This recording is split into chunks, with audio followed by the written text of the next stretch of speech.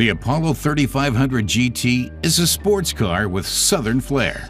Its lines were inspired by the iconic cars of its age, such as the Jaguar E-Type, and in particular the stunningly beautiful Ferraris designed by Pininfarina.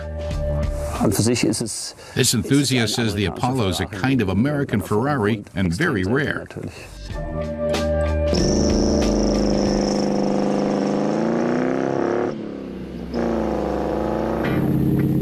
The Apollo 3500 GT was intended to provide an alternative to European sports cars, which were often very costly to maintain.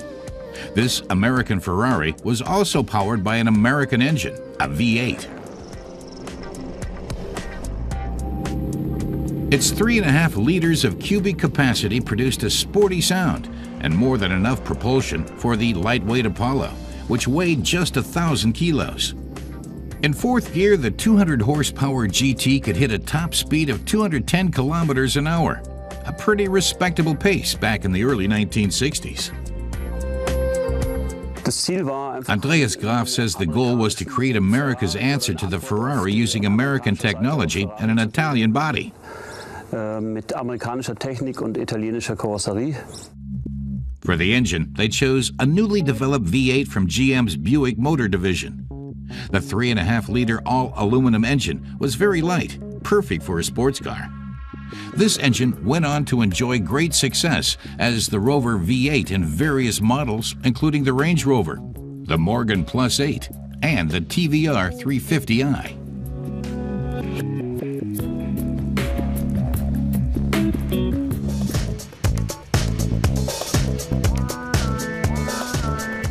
In spite of its mass-produced American technology, the Apollo can go like the wind.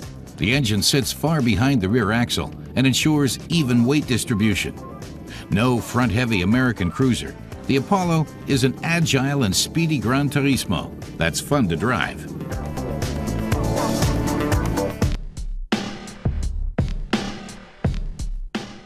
The Apollo's contours are inspired by Italian design, though it's anything but a Ferrari ripoff. Its design is unique, even if it does adopt many details used in Ferrari models in the 1960s. But that's little wonder.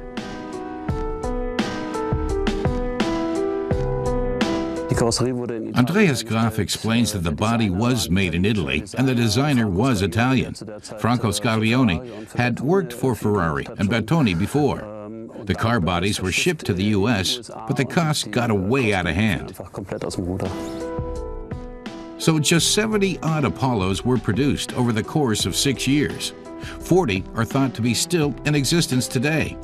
Andreas Graf spent years looking for his Apollo. During this time, he became somewhat of a specialist on the sports car and advises Apollo fans and owners around the globe.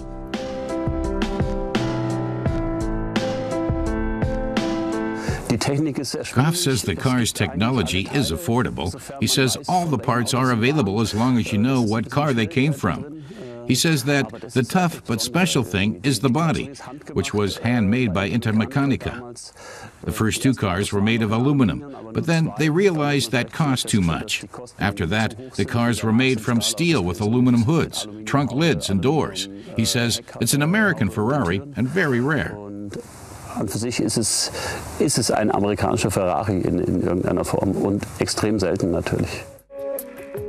With the help of experts and 5 years of hard work, Graf completely rebuilt his Apollo.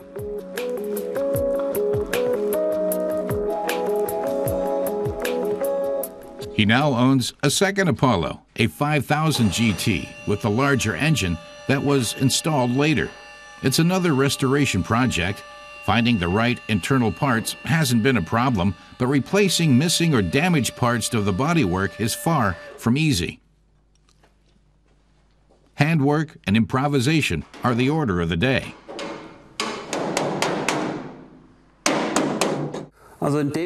Graf says that in such a case you must make everything yourself. He needed a rocker panel, as they're very prone to rust in these cars. So he had to produce one from scratch himself. At the front here, he had to install a part too, which he made himself because no replacements exist. Like the Ferraris of its day, the Apollo's body was completely handmade. The traces of this are still visible in the sheet metal today.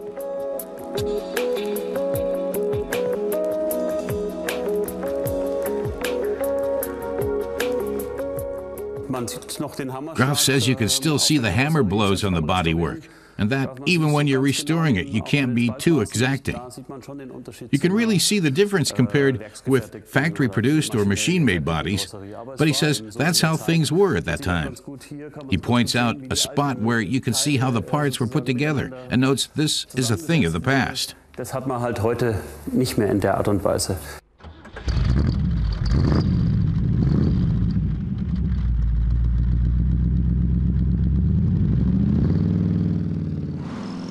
In the end, the Apollo proved too costly to make, and production ended in 1968. But Andreas Graf still enjoys taking his out for a spin. Although the Apollo isn't yet a high-priced collector's item, prices for these rare models have risen considerably in recent years.